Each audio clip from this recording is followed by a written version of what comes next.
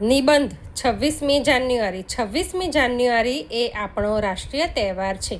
15મી ઓગસ્ટના દિવસે આપણો દેશ આઝાદ થયો હતો। ત્યારબાદ દેશનું બંધારણ ઘડવા માટે એક સમિતિની રચના કરવામાં આવી। તેના અધ્યક્ષ ડૉક્ટર બાબા સાહેબ આંબેડકર હતા।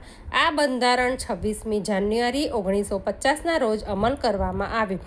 આ દિવસથી ભારત સાર્વભૌમ પ્રજાસત્તાક બન્યું।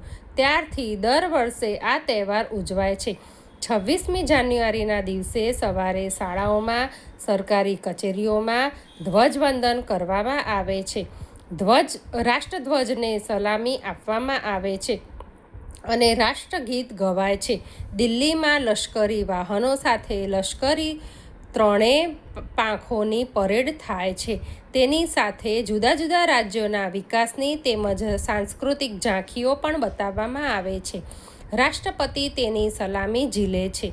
શાળાઓમાં અને સોસાયટીઓમાં સાંસ્કૃતિક કાર્યક્રમો યોજાય છે। રેડિયો અને ટીવી પર દેશભક્તિના ગીતો અને કાર્યક્રમો રજૂ કરવામાં આવે છે।